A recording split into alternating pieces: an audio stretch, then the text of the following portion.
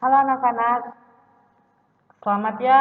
Kalian sekarang sudah duduk di kelas 12, yang dimana berarti tinggal satu lagi kalian belajar di jenjang SMA atau di sekolah ini.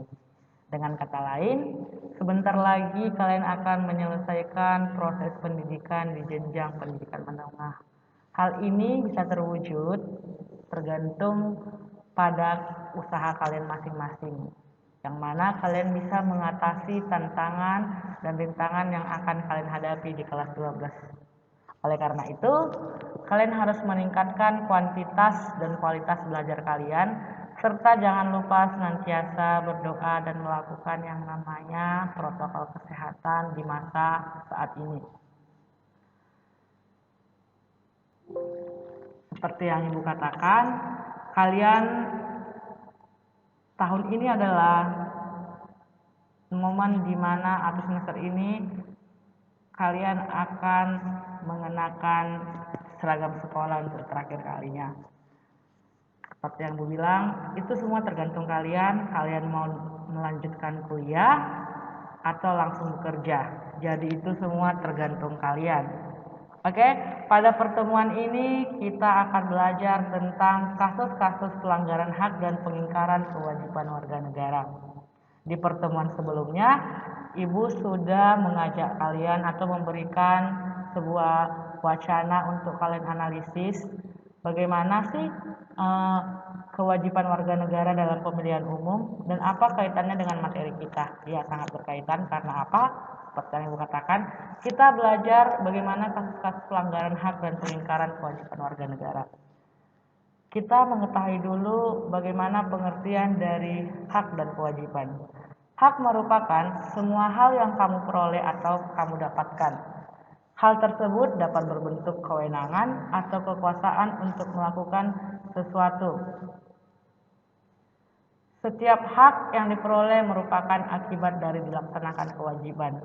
Jadi, jika kalian melakukan yang namanya sebuah kewajiban, kalian baru mendapatkan yang namanya hak.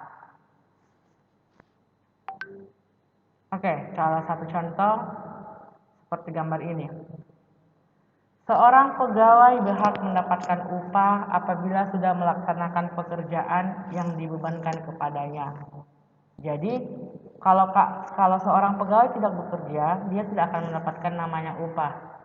Salah satu contoh yang paling sering kita temui, seorang guru dan siswa. Jika siswa melakukan kewajibannya, contohnya melakukan atau mengerjakan sebuah tugas, guru wajib memberikan nilai dan siswa berhak mendapatkan nilai tersebut. Itu salah satu contoh yang dimana kewajiban itu harus berkaitan dengan hak. Kalian tidak bisa meminta hak jika kalian belum menemukan atau belum melakukan yang namanya kewajiban. Sama seperti gambar ini, hak dan kewajiban itu harus sama. Tidak ada perbedaan. Kewajiban dan hak itu selalu berkaitan. Jangan kalian menuntut hak namun kalian tidak melakukan yang namanya kewajiban kalian. Oke, Nak, sampai di sini paham kan? Jadi kalian sudah tahu yang mana kewajiban, yang mana hak.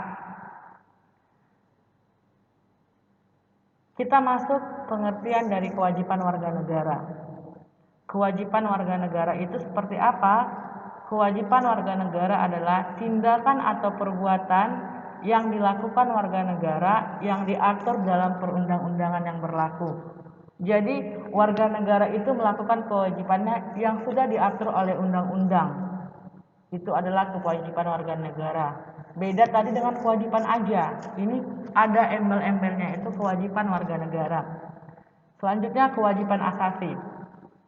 Kewajiban asasi itu apa, Bu? Kewajiban asasi itu adalah kewajiban dasar setiap orang tanpa melihat status kewarganegaraannya. Jadi, yang dimana kewajiban asasi ini dimiliki semua orang yang ada di dunia ini. Beda dengan kewajiban warga negara tadi. Namun, kewajiban warga negara itu meliputi kewajiban asasi, yang dimana contohnya masalah hak hidup. Kalian itu atau kita semua wajib menghormati hak orang lain. Itu adalah kewajiban asasi dan kewajiban warga negara berhak mengikutinya. Hanya saja kewajiban warga negara tidak bisa dilakukan oleh warga negara asing. Seperti itu. Jadi contohnya ketika membayar pajak. Warga negara wajib membayar pajak kepada pemerintahan. Sedangkan warga negara lain tidak mungkin membayar pajak ketika dia datang ke negara lain tersebut, karena dia hanya sebagai pendatang atau bisa dikatakan tamu. Seperti itu ya anak-anak. Selanjutnya kita masuk ke substansi hak dan kewajiban asasi warga negara dalam nilai Pancasila. Substansinya ini bisa kita lihat yang dimana nilai-nilai Pancasila itu yang terkandung dalam sila-sila tersebut. Sila-sila kita ada 5. Jadi disitulah nanti tertera bagaimana sih hak ketika kita melakukan kewajiban di Pancasila tersebut. Karena apa? Karena Pancasila merupakan ideologi yang mengedepankan nilai-nilai kemanusiaan. Di sana sudah ada yang namanya hak dan di sana juga sudah ada yang namanya kewajiban. Seperti kembali Ibu bilang tadi, hak dan kewajiban itu selalu berkaitan. Oke? Jadi Pancasila menjamin hak asasi manusia melalui nilai-nilai yang terkandung dalamnya. Seperti Ibu bilang, nilai apa? Nilai ketuhanan, kemanusiaan, persatuan, kerakyatan, dan keadilan. Jadi disitulah substansi hak dan kewajiban warga negara.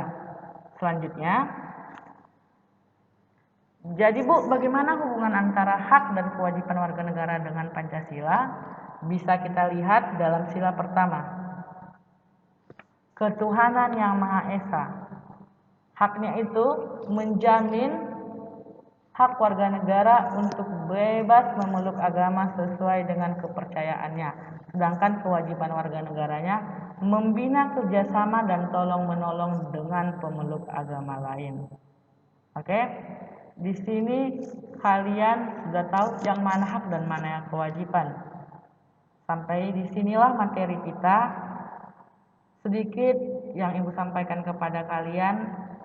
Ketika kalian melakukan namanya kewajiban, barulah kita bisa meminta atau berhak meminta hak kita sendiri. Jangan kalian meminta hak namun kalian tidak melakukan yang namanya kewajiban. Sampai di sini materi kita.